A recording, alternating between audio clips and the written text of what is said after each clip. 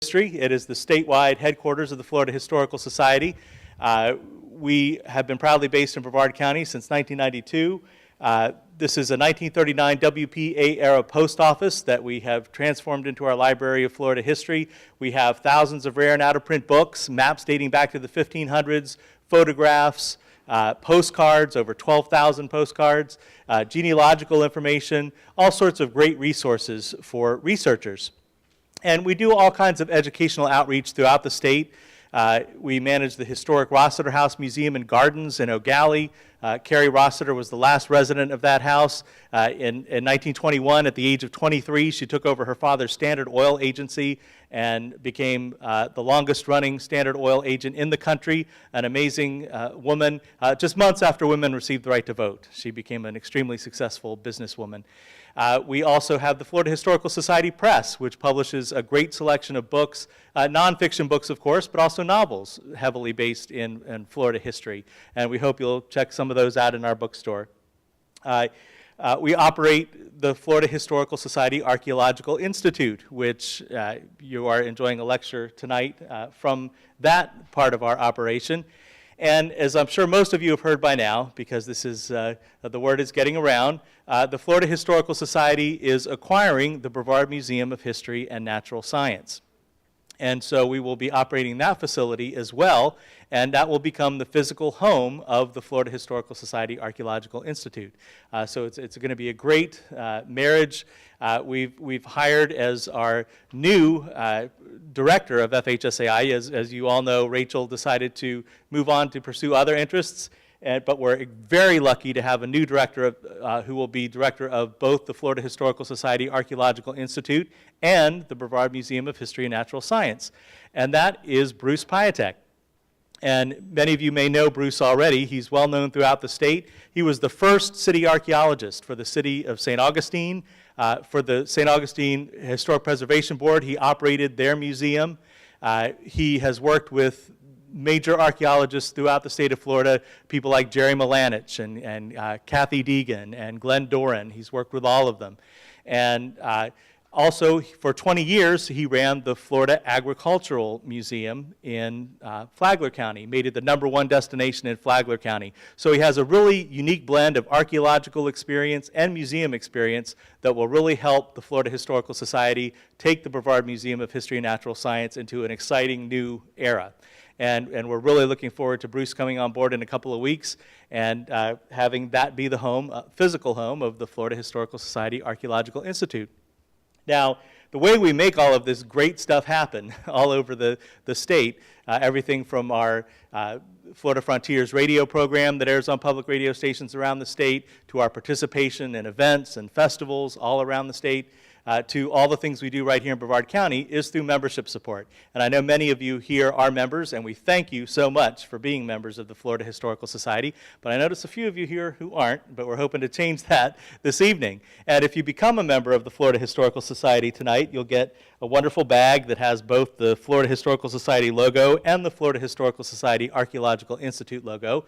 As a member, you also get 4 issues of our journal, the Florida Historical Quarterly, which has been publishing about archaeology for over a century. It was the first publication for the first half of the 20th century. It was really the only statewide publication publishing articles about archaeology in the state. You also get the classic book, History of Florida by Tebow and Marina. And tonight only, just because we're talking about shipwrecks and want to encourage those who aren't members to become members, we have a Florida Historical Society Press book, DeLuna, founder of North America's first colony. Now, I mentioned that we publish novels. This is an historical novel, but it's based on the DeLuna attempted settlement in 1559 up in what is now Pensacola. And as you might know the story, that 1,500 men, women, and children came to settle under DeLuna in what is now Pensacola, but then a hurricane came, an unexpected hurricane, and sunk the ships. And as you probably know, some of the most exciting archaeology going on in Florida today is the excavation of 2 of DeLuna's wrecked ships in Pensacola Bay. So this is the story about how those ships got there. and based heavily on fact. All of the available documents were used by John Appleyard to write this novel. So we'll throw that in for a membership this evening as well. So you basically are making money on your membership by becoming a member this evening. So a lot of exciting things going on at the Florida Historical Society, but none more exciting than our speaker this evening. But before we get to Erik, I do want to let you know about a few things, and that is my wife reminding me to tell you to turn off your cell phones. Thank you, honey. Just coming up in the next few weeks, we have Discover Florida, our Discover Florida lecture series. James Zach Zacharias from the Daytona Museum of Arts and Sciences will be talking about unusual tales of the Everglades on September 19th at 7 p.m. So unusual tales from the Everglades in just a couple of weeks. On October 3rd, a couple weeks after that, Patricia Myers, who many of you know, a graduate student at UCF, will be talking about forensic archaeology and recent field research. And a couple of weeks after that, another Discover Florida series, our friend Robert Casanello from the University of Central Florida. Many of you know him. He'll be showing with his students some of their History of Central Florida podcasts, and some of them were done about things and people right here. He talked with Speedy Harrell, who is one of our longtime volunteers, and also looked at some of the things that we have in our archive here. So that should be really interesting. So we hope you'll come back for all of those. But tonight we have Erik Denson from Divers with a Purpose. He's also a NASA engineer, and but he's with Divers with a Purpose. And last time he was here, I think many of you were here when he talked about the excavation of the slave ship Guerrero, which was a fascinating talk, and was on Florida Frontiers as well around the state. And since that time, he's been to Africa as well, training people there to look for slave ships on that side of the world, and just amazing work. And tonight, though, he's going to be telling us about the shipwreck of the steamship Hanna M Bell, and I think he's going to tell us a little bit about Divers with a Purpose, too, and that organization. So please join me in welcoming Erik Denson from Divers with a Purpose.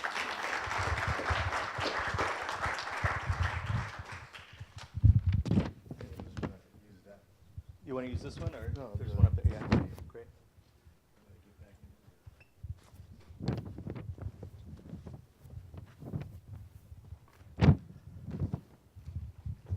Okay, good evening, everyone. It's a pleasure to be here again. Several times I was sitting out there in the audience and attending some lectures here, and I got an opportunity almost to the year last year, and I came and spoke about our underwater archaeology program and the slave ship Guerrero. We were doing expeditions down in off the coast of Key Largo. Tonight I'm going to talk about a little bit something different. We'll talk again a little bit about our program, Diving with a Purpose program, and then I'm going to talk about the work we've been doing, actually 2 expeditions on the Hanna M Bell. And again, my name is Erik Denson. I am one of the lead instructors for the Diving with a Purpose underwater archaeology, maritime archaeology program. I'm a member of the National Association of Black Scuba Divers. I'm a PADI dive master. I've been diving for about 22 years. Like I said, we've been doing a lot of work with NOAA. I'm a NOAA science diver and also work with the National Park Service. I am not an archaeologist. I just play one underwater, okay? But I have done some extensive training in the archaeology skills of doing mapping and surveying, so do hold some certificates with that. Now hopefully I can get this thing working. I'm not going to talk a whole lot about the program, but I just want to mention a little bit about Diving with a Purpose. It's a week-long program that we teach divers the basics of underwater archaeology. We teach them how to survey the sites that first of all, during this week, first thing we do, we start training on land, and we kind of teach the basics on land. And so we actually set up, you can see our historical 17th century wreck right there in the ground there. Actually, we just take pieces of garbage and other things that we find in the yard, but those become our artifacts, if you will, and we actually teach people how to to map it, and how to do drawings and that type of thing. And it works out very well. But it's a very long, intense week. We have to teach them about how to identifying and locating artifacts, because a lot of things we see underwater don't necessarily look like what they are. I remember when I first started this program with the National Park Service, we would go down there and I would look at the wreck and I said, didn't see anything. Everything looks like coral, everything looks like a rock, you know? So part of the training is to get that eye to look for different shapes, right angles and man-made shapes and that type of thing. So we kind of teach, you know, what to look for. We teach them how to do what we call trilateration mapping, and I'll talk a little bit about that. In situ drawings, that's actually drawing underwater, and then we put everything on a composite site map.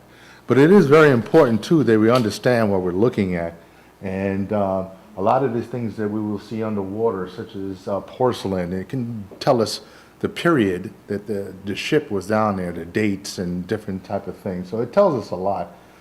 Different types of anchors and rigging and all that. That may tell you what type of ship it is. Again, the age of the ship. And also too, you might find other interesting things like this. And these are called manillas. And they were used during the slave trade. They were actually used as money to buy and sell slaves. And these were found on some other wrecks, not some of the wrecks that I've done. And actually, I have one. I left it in the car, and I can go and pass it around afterwards. But actually, they were selling these in one of the little stores on the beach, and they didn't actually know what it was. They were selling it for like $10. And then I had to tell them exactly what it was, and you know that was worth somebody's life at some point in time. So we really got to understand the different things that we're looking at underwater too as well. Just quickly about our vision and mission is to provide highly trained underwater archaeology advocates, and we put the word advocates in there because we are not underwater archaeologists. We get training as explorers, and they become environmental stewards in the support of maritime, scientific, and cultural expeditions. And again, we are going worldwide. Like mentioned before, a few of us have gone over to Africa. We're looking at other countries too as well. Our mission is to provide high quality training in the underwater archaeology and environmental stewardship, and to explore and document shipwrecks and other historical sites really not pursued by mainstream archaeology. And that's one of the things where we talked about like the Guerrero and what have you, because those are not the sexy shipwrecks, the ones that have the gold and all of that, but they give you history. And I mean, right, wrong, or indifferent, it is history and it's our culture, and so it is very important. And again, we want to preserve and share this culture and this heritage. And one of the things that we do too is inspire and train the next generation of explorers, scientists, conservationists. And we actually, I'll mention it coming up, but we actually created a YDWP, which is a Youth Diving with a Purpose program. We've done it 2 years in a row. And we just today got a grant from the National Park Service for $25,000 today for that program to teach kids underwater archaeology. So we were really excited about that. And we're trying to get some more for the adults too, and for the other stuff too. That's the next one. I'm going to read this whole chart here, but I just want to point out we've done quite a bit. We started in 2005. There was only 4 of us. Since then, we've trained over 250 people that participated in the program, training over 100, and we've trained over 25 youths. And this is considering we only do this 1 week a year. Well, a couple of times we did 2 weeks a year. So to have this many people and grown and within 10 years, that's quite a bit. We've documented over 14 shipwrecks, a lot of them 18th and 19th century vessels. And we've accumulated over 12,000 volunteer hours. Again, these are all volunteers. We don't get paid for this.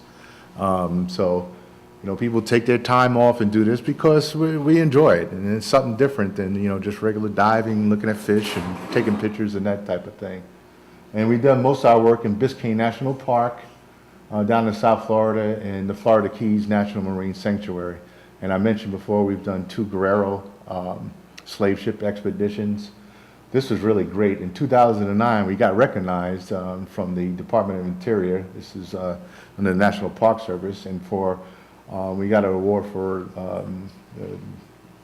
for the Volunteer Group of the Year award.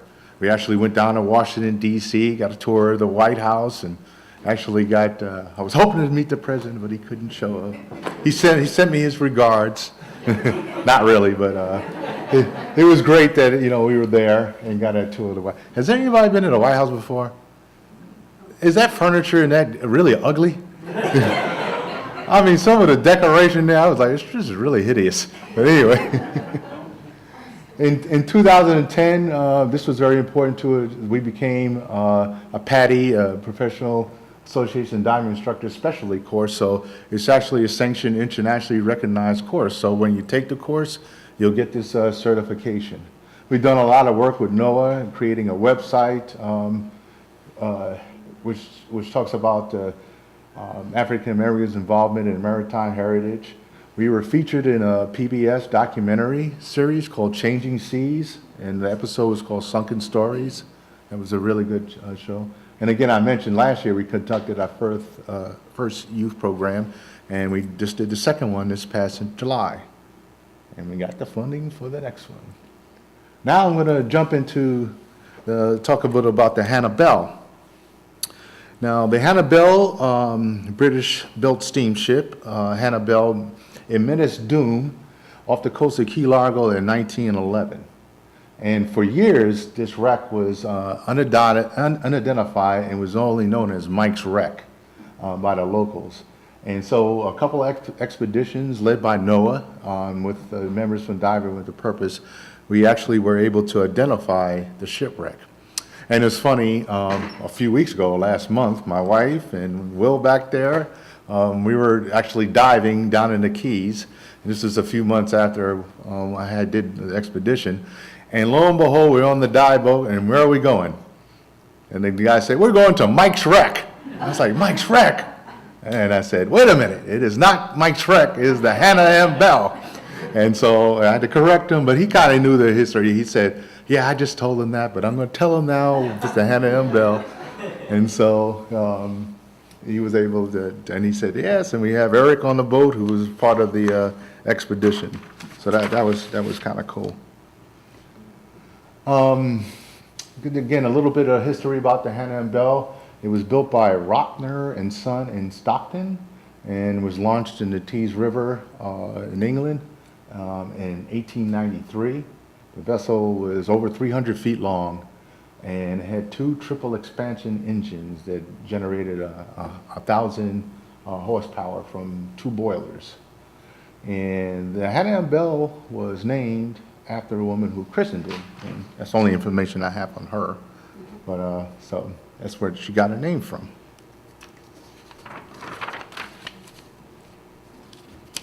Following its launch, the Hanna M Bell made a lot of actually very interesting trips between Europe, East U.S., Gulf Coast, Caribbean, South America, carried all different types of cargo. Cotton from Pensacola to Venice, that's a nice little ride I would like to take. Sugar from Cuba to Boston, Pensacola to Hamburg, and also Germany to Liverpool. And also too, often stopped off in Norfolk and Newport News, Virginia.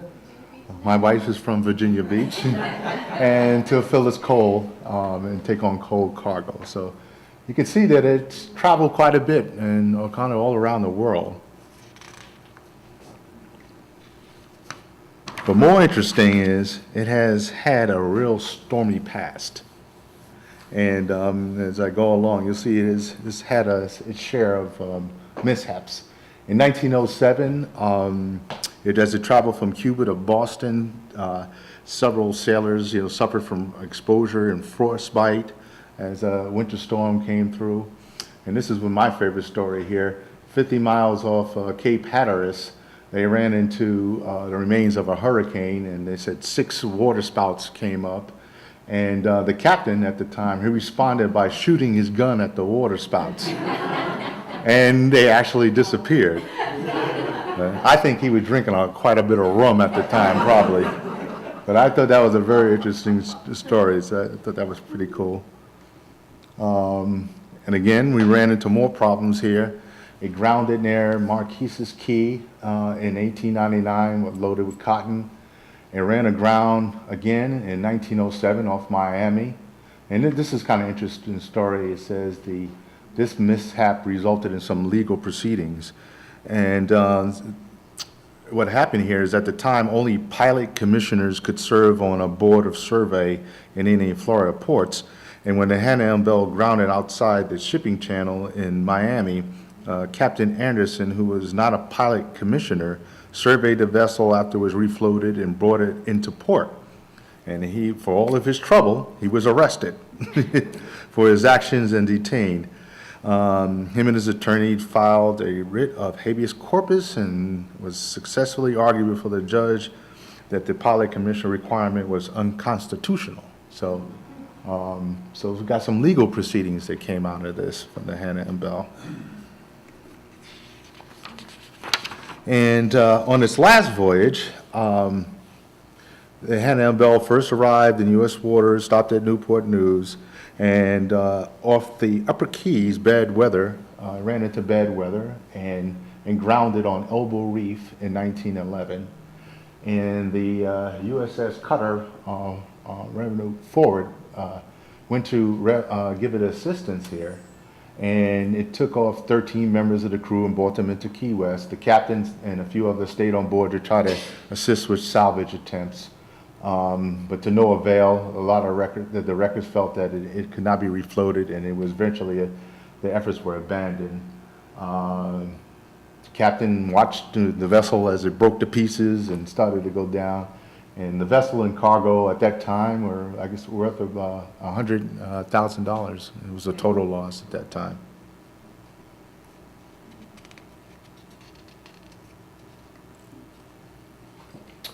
And again, we still have more interesting stories. Even though it was sunk at this time, it still had a legacy here. The Hanna M Bell re-entered the news in 1913 following the arrest of 3 individuals who were charged with taking 4 engines and 2 winches from the wreck. So they were actually down there salvaging, because the wreck actually lies in 15, 20 feet of water, so it's not very deep. So they were charged with salvaging attempt. And this is another one of my favorite stories behind here. The Hanna Bell actually contributed to the loss of another vessel. And you say, how could that happen? Well, actually, during some weather here, another ship ran into the sunken remains of it, and that wooden hull ship that you see there cannot be refloated, and eventually, even though they threw all of its cargo over to try to keep it afloat, and it quickly went to pieces and sunk on top of the Hanna M Bell. And that's one of the interesting things about this site. And I told back there is just a series of wrecks right in that area.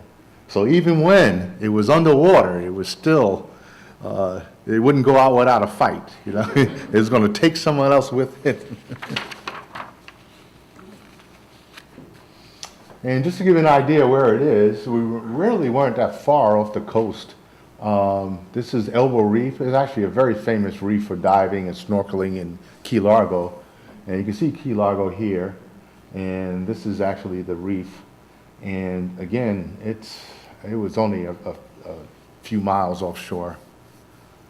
So, and it's again a very shallow area, very popular reef for snorkelers as well as divers. It was at times when we were there, we had to shoo away some other divers and snorkelers because they were down there while we were working, sightseeing. So, but it's a very popular area. And this is kind of just a blown up spot of it. One of the most popular wrecks in Key Largo, shallow wrecks, is called the City of Washington, and it's very close to here where the Hanna Bell is. And it's a very beautiful wreck and a beautiful reef over there. Is that right? A beautiful reef? Can you say that? A beautiful wreck? It is. To me, it's beautiful. Wrecks can be beautiful. It's all in the eye of the beholder. See here, this is an example of what I talked about. This is just a little list here, and we're talking about a very small area of reef, and here's a number of ships that sunk in that area.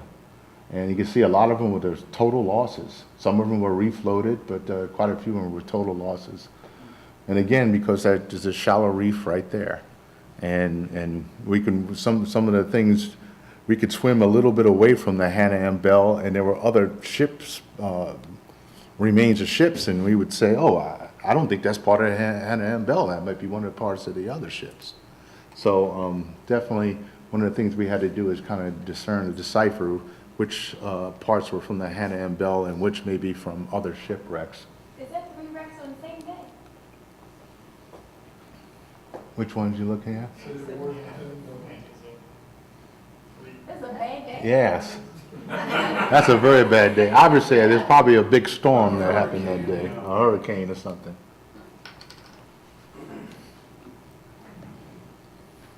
I'm going to talk a little bit about our expeditions now. Again, under the leadership of NOAA, we conducted 2 expeditions to the Hannon Bell in 2012 and just this past year in 2014, in May, actually. And again, the results of those 2 expeditions was identifying a wreck as not Mike's wreck, and nobody asked me where Mike came from. Well, I'll tell you, actually, it was just a local dive shop. A guy found it, and his name was Mike, so it became Mike's wreck. So the first expedition was a very small team. We had 4 of our DWP NOAA divers, along with 2 NOAA divers. Brenda Altmeyer, she is the Maritime Heritage Coordinator for Florida Keys National Marine Sanctuary in Key Largo, and our principal investigator from NOAA, whose name was Matthew Lawrence. And the team documented about 60 feet of the wreck. And I told you how big the wreck was before, right? It's over 300 feet. So small group, they did a good amount of work, but we had a lot more to do, a whole lot more. So this year, we had a much larger group. We had 24 divers. And we went down there to tackle it and hit it hard. So our goal was to map the remainder of the 300-plus foot wreck. And we wanted to focus on the main structure, and I'll show you some pictures. You can get an idea of the size and the vastness of this wreck. And so we kind of tried to focus on the outline of the wreck, because there was a lot of disarticulate pieces all around, and that could take actually months if we really wanted to go back and do all of that, and maybe we will. This is a picture of our group here. So this is a bunch of us here. This is the boat that we use. It was a very nice boat, very good crew. So you can see us just gearing up to the days. I think one day we had kind of a little rough seas, and that was our first day, but all in all, weather was very good, very cooperative, hot as usual, it was in May. I like this. I'm going to tell you a little bit about this picture. One of the things we give out briefings and tell them about using the equipment.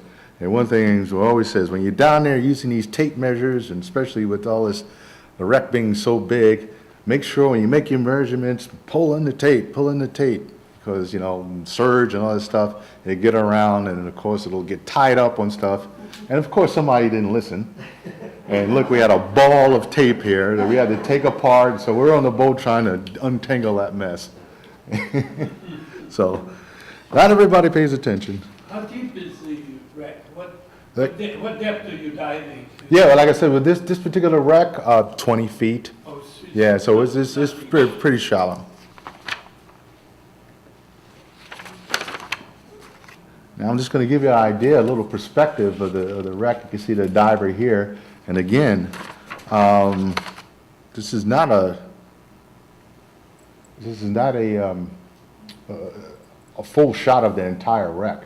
This is probably only about a third or fourth of the wreck. And you see another diver right here. So they just give you a perspective. when I first, went down there to dive, I was like, oh, there's no way we're gonna do this. It's just no way, because it was just kind of overwhelming. Most of the wrecks I've done before, first of all, they weren't that much intact, and I know you're saying to myself, that don't look intact, but some of the other wrecks that I've done, this kind of stranded and kind of pieces all around. So to see something like this, that was pretty a good daunting task for us.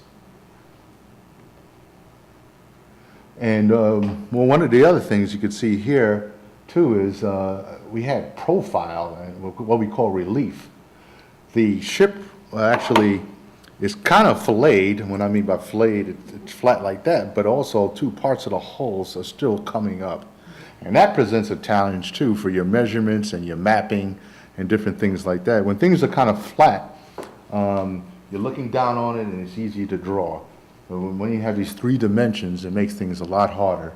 And also too, when you're making your measurements, you make measurements, and I'll show later, to the baseline. And you don't want to make measurements down at right angles. That throws everything off. So everything has to be straight out to the baseline. So when things are higher up like that, it makes it a big challenge. But you can see here, this is a good size, a good chunk of the wreck. So this thing was pretty big. I'm sorry? That's me. No, it isn't. That's Brenda. Sure? Yes.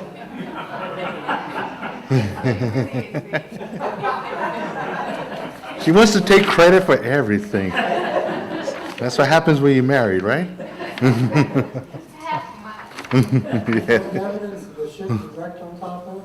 What's that? Did you find evidence of the other ship that wrecked on top of it? Yeah, like I said earlier, sometimes you can see different pieces. Like I mentioned, the other ship was wooden. This one's a steel ship, so we did see pieces of a wood and other things. So we knew that that wasn't from that ship. So it was from I think it was the Quo or the other one that sunk on top of it. We think, So, but yeah, we could just see evidence of some of the other ships on top of it. Now, one thing that happens again. Some of those other ships that were wooden or what have you, since this wreck was in such shallow water, you get surge and stuff, and that stuff disappears, and the worms get to it, what have you. Now, the Hanna M Bell being steel, there's a lot more left, and it's kind of stayed But put. there had to be steel parts of it, it's not all wood. Oh, yeah, yes. But I'm saying just when we did find some wood, and we knew that, that was from the other ship. Now, one of the other things, too, I wanted to point out, too, is, again, this is a very large section here. There's still a lot of detail within these things. And so, again, with such a large wreck, it was hard for us to concentrate on the detail. So we really had to look at it from the big picture. But again, if you look at this thing, there's lots of good detail to it. Again, just another picture showing the perspective of the size of the wreck. This is a totally different section. And yes, that is Brenda. I see it. She has blonde hair. Ink on the tail. Yeah. She likes her pink, though. And I'm going to show a little video clip, which gives you a little bit of the panoramic view and a kind of a little guide through the wreck. Hopefully this works.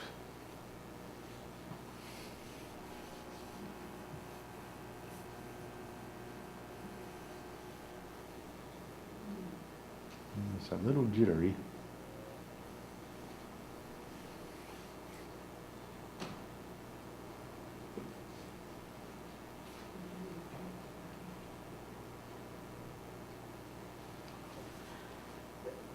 Now, one thing too, again, when I mentioned the area being beautiful, it's actually a very beautiful reef.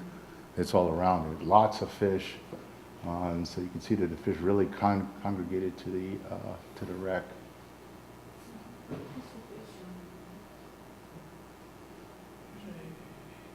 There have been some very severe hurricanes here. Did you notice any effects maybe of some of those? Hurricane Donna came through there, I think, a couple others. Yeah, and that's... Scattered that stuff at all. Yeah, now some of this stuff is heavy, but you're right, hurricane will still take it. And yeah, you can definitely see stuff blowing all over the place. I have another picture that will show just piles of metal and just debris. So yeah, you definitely, and that's one of the things the principal investigator is saying. Well, do we know if people were trying to salvage this and dumping stuff, or was it from hurricanes, from storms? So that's part of the investigation and some of the research that they're doing too as well.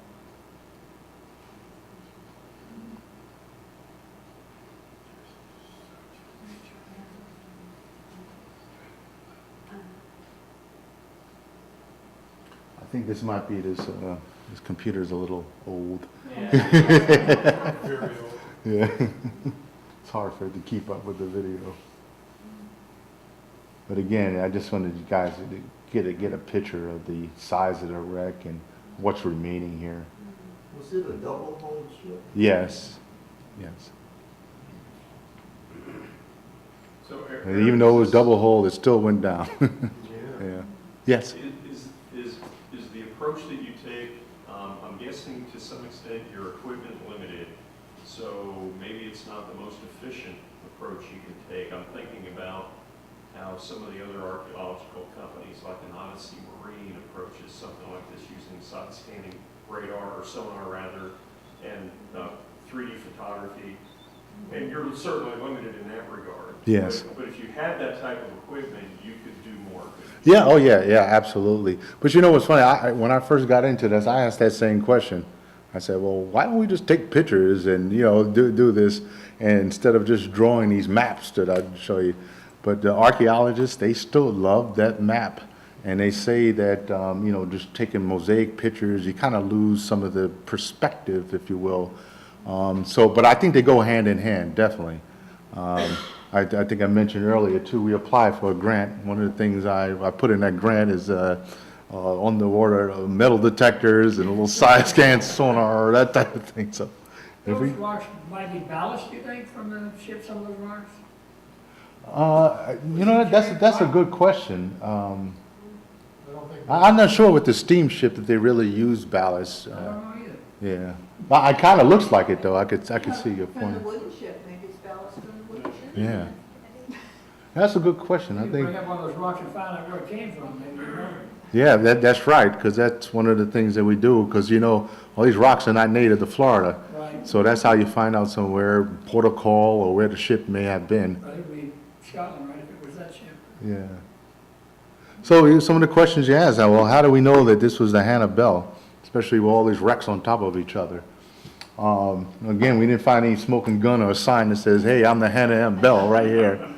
But, you know, talking to our principal investigator, you know, obviously the dimensions, our baseline, I'll show it to you, was 300 feet. And that's the line that we ran, so that was very close to the length of the Hannon M Bell.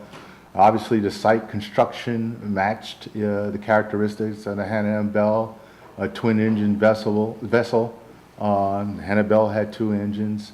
And again, no other vessels, that, if you look back on that list, there was none others that fit that type of construction. So it was pretty obvious, at least from the principal investigator's point of view, that, you know, this was the Hanna M Bell. One other question, how about the coal that went overboard, any sign of that? No, I didn't see any sign of the coal. They have salvaged it. Yeah, because they did do a lot of salvaging. So, and it's funny, in some of the other wrecks that I have done, that we've done with NOAA, we do find a coal, even after down there for 100 years, you can still find the coal. It's amazing.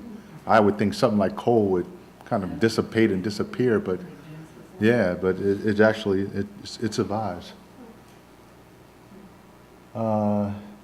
Just showing you a little bit more. That was another picture of the interior construction.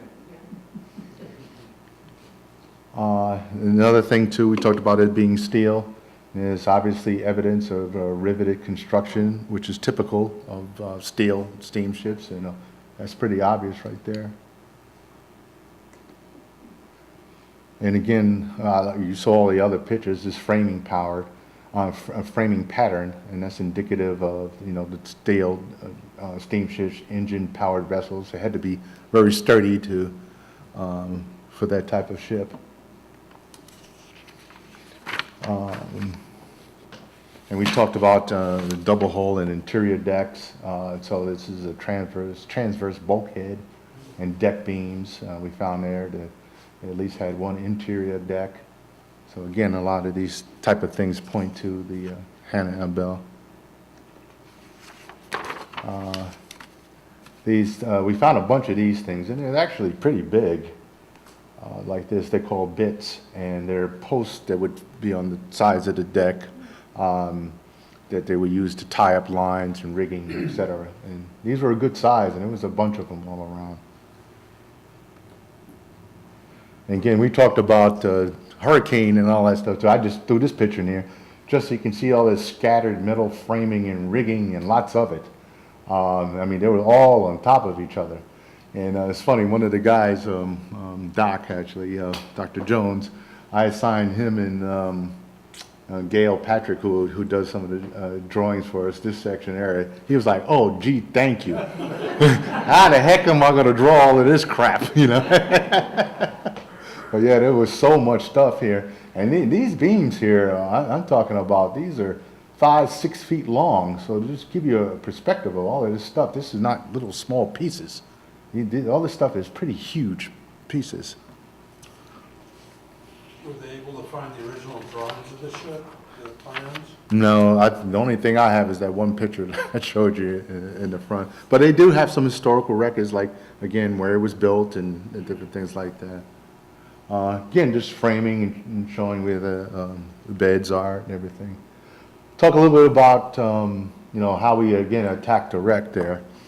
So after we let's take a step back. Yeah, I showed you the different parts of the ship that were of interest and that type of thing. So we had to figure out, okay, how we're going to put all of this on our map and how we're going to do our drawings. And so what we do is run a baseline really right down the middle of the wreck. And that baseline, again, was like 300 feet long. Well, actually, probably a little bit less because we started from where the first expedition ended. So that would maybe have been about 270 feet long. And actually what we do is take measurements of the different objects in relationship to this baseline. This baseline, can't see it here, but it actually has increments on here in feet. And so you know exactly where you are on the baseline.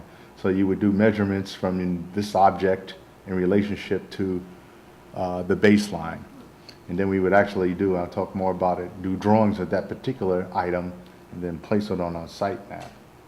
Do they use feet or meters?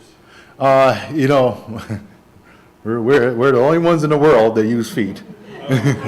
And it's funny, when I went over to Mozambique, we had to teach them in meters and everything. So we're really trying to move into the metric system. I mean, I'm an engineer. I was taught and raised in metric, and then when I go to work, everything is in feet and inches. So, and again, we're like the only ones in the world that still use it. But again, that was NOAA. NOAA said they wanted it in feet.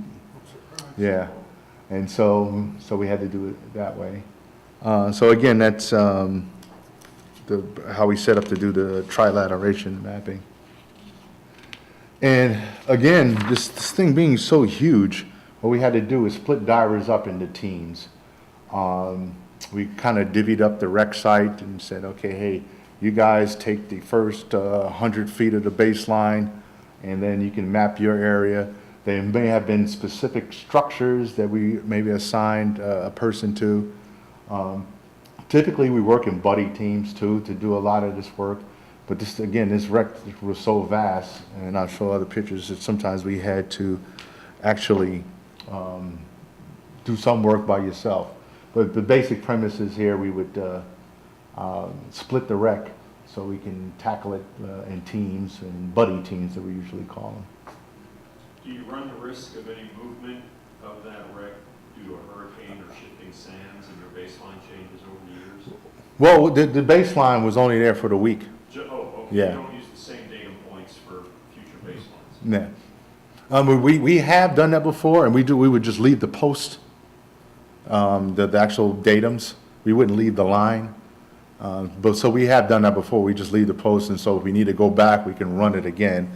But you bring up a good point about the baseline, and I'll talk about that too, because that's one thing, once you start doing that, you don't want to disturb it, because that messes up all your measurements. And Or we always say, if somebody kicks over that baseline, we're gonna kill you. We'll drown you, pull your regulator out. But one of the things here, we had to do, this is kind of different because we actually started in the middle, well, not in the middle of the wreck, like I said, we started from the other expedition. And so we had to set up the baseline inside of the wreck. And they came up with this tripod configuration, and this is the baseline right here. And so I was trying to help them here put the baseline together. And also too, this helped with the surge, because sometimes we did have a lot of surge and we didn't want to knock that baseline over. So this is kind of unique configuration that we have with the baseline. Again, this is just another shot of buddy system here. We'd have one person, one end, if we're doing like measurements from the baseline, over to an object over here. And again, I just love these shots because it gives you the perspective again and the size of this wreck. We're going from one end to the other. And we had to do hand communications, telling the person to move over here, or, just telling them, if the measurement was done or that you need to redo it. And one thing too, you got to be careful here. You see this pencil, it's tied to this slate. It's one thing too, we used to lose a lot of pencils. we came up over the years, we came up with different ways to secure those pencils. You go to the surface, you see all these pencils flying up in there. And you get down there and one of the last things you want to do, you're in the middle of the drain and crap, I don't have a pencil anymore. So it was take down a few more. Stay down? Oh, with this wreck, again, it was being very shallow. I mean, most of us, we were down there anywhere from an hour to hour and a half on one tank. And especially, it kind of depends on what you're doing. If you're going back and forth, doing some measurements, you may, use your air a little bit more. And especially if there's surge, you may be fighting a little bit of surge. But then, you bring up a good point, we'll go to the next one. But when you actually get down to you doing your in situ drawings, you may be sitting there for an hour and not move.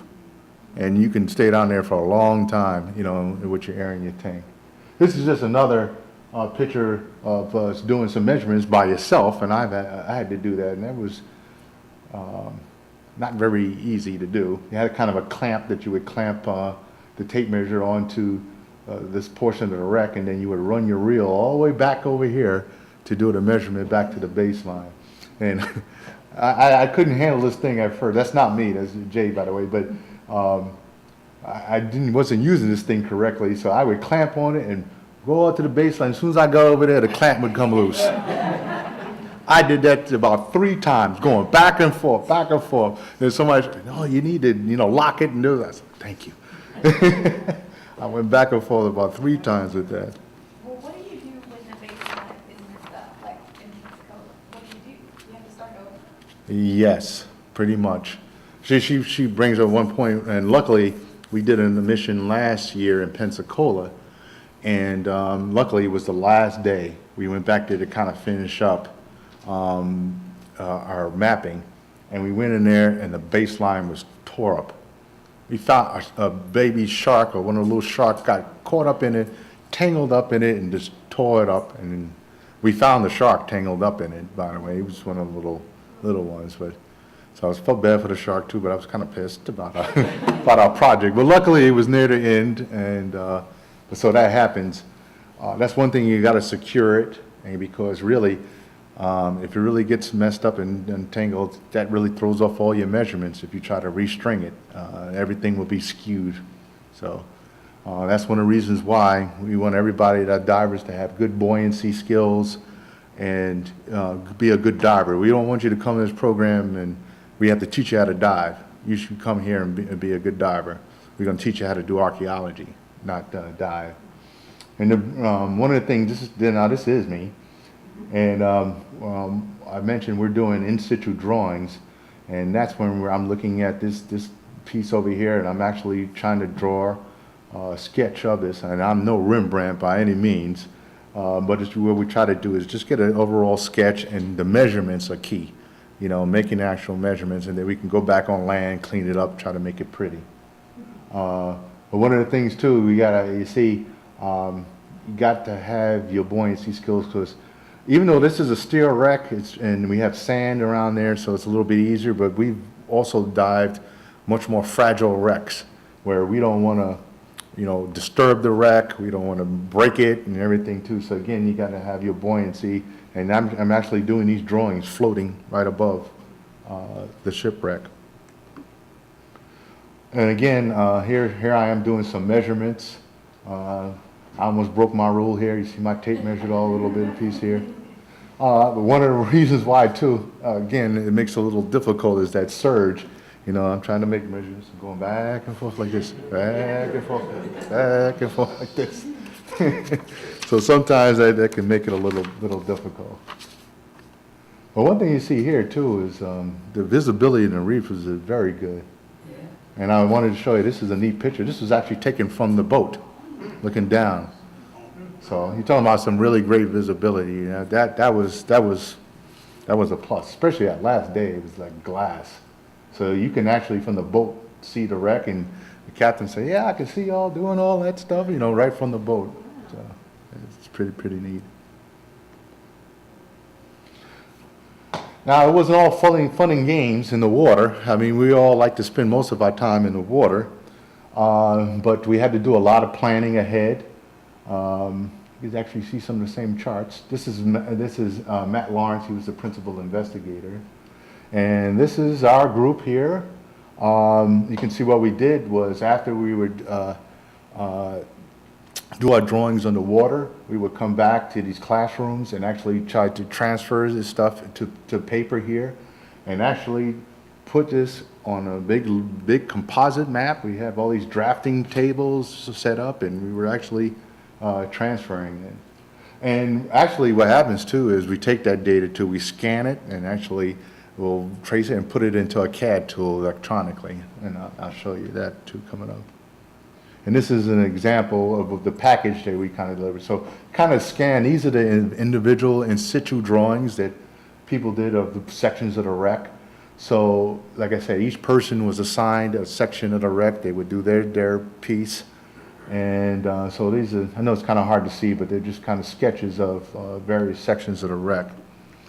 And then we would put it on a composite map. So we would take those sections, and we know where it is in relationship to this baseline. Now, this is from the 2012 expedition, and so this was only about, like I said, a little bit more than 60. Matt had did some of this area too, so just a small portion of the wreck, but you can see some of the details that they did here. Now, this is a draft, and they're still working on it, but this is a draft from this year. And what I just showed you was just this. This was just from 2012. So we did all of this over here, and this is all in scale from 2014. So we actually accomplished quite a bit. There's still a bunch of stuff all around here, but we tried to get, you know, the major portion of it. Can anybody guess where the bow is? Good, yes, that's right to the left. Good guess, I wouldn't know. Oh, but yeah, we found some of the pieces. We could tell here that is the bow. Is that a boiler in the back? No, those no boilers. They salvaged them. The stern and the bottom right. Those two little things there. These things right. A little more to the right of that area. I can go back. Yeah, so it's closer there on that whole side. Yeah, no, this was just part of the framing and everything. They salvaged the boilers and everything. There was none of that left.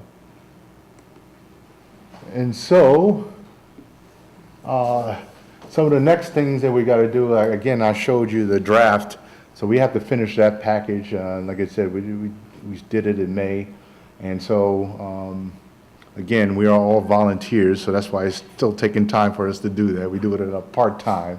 So we're going to do this, and we're going to make it available to the public via NOAA and also local dive shops. We want to snorkelers and divers, when they go down to Mike's Wreck, Hanna Bell, they actually can have a map and know where they're looking at and know where they're going. So we're going to make those available. Matt is working on a paper to publish the results of this expedition, and we may conduct future expeditions around there. And actually, Matt told us the other day, there's another wreck right there that's unidentified. You know, a few hundred yards from that. And so actually, I think we dove on it too, that's unidentified, so that may be another one that we look at, right in that same reef. So with this, I'm ending. One of the great things that was down there was the Florida Keys sunset. And so this was right outside of our hotel. And so we ended the day, every day, looking at the sunset. So that was actually pretty cool. So I would like to thank you. Any questions? You guys are a great crowd. So I appreciate your attendance, everybody coming out. So what's next? Yeah, that's a good question. It depends on too if we get some of that money in that grant. I'm actually putting in that grant next week. I'm submitting a grant, and hopefully it'll get funding for us for the next 2 years. And again, like I said, what may be next is a wreck that may be right near there. And also too, on another end, we were doing some work with George Washington University and the Smithsonian. And that's one of the reasons why I went to Africa. There may be some slave ships out there that we may want to take a look at. And if we get some funding for that, maybe go out to Senegal and some areas next year. So if we do that, I'm going to come back with another story. Yeah. Well, you answered 3 of the questions that I wanted. One, what the bell looked like. And I was surprised because I figured it was one of Alexander's ships that he would be laying cables with, not just a cargo, because it's named after Bell, yeah. And 2, that 2 people were actually indicted, federally indicted for plundering, which is 20 or 3 people, which was my great-grandfather. Get out of here. So it says 2, not 3? Yeah, Oh, okay. him and Captain Freeze. Oh, wow. So I need to get that information so I can tell Matt, our principal investigator. Well, there's probably other people with him. There's probably one of his sons, which was always with him, was probably there too. He may have been the 3rd person. Oh, yeah. And since he wasn't one of the main characters, he wasn't indicted. So that's really What interesting. we were going for, because that's what I figured, again, it was one of Alexander's ships. And I figured they were going for the cable, but they were going for the engines, which believe me, back then was a big Worth a deal. lot of money. Yeah, absolutely. Yes, yes. Thank you. It's part of history here. What time of year were you there? It was in May. May? Yes. Because I'm a diver, so I've noticed you were pretty well bundled up there with the clothes. Well, But actually, it was kind of warm. With all those sharp edges. Mm-hmm. I wouldn't want to be just there in a skin suit. I'd want to have some extra protection Yeah. against a couple of sharp edges. I had a 3 mil suit on. 3 mils would be that's- good, yeah. And that's mainly because it was May and, water Sure. wasn't that. I would say it was in his high 70s. But even when you're down there, High 70s, that's Yeah. 3 mils. is about right. That's very And good. it may have gotten into the 80, but even when you're like diving in one area, not exerting a lot of energy, even the 80-degree water, you can get cold, especially if you're down there for almost an hour and a half. Good thought there, yeah. Well, Eric will be around to answer your questions, and if you're not a member yet, please don't forget to join us, and join us on the 19th when Zach Zacharias will be here. Thank you all for coming. Thank you. Thank you for braving the weather.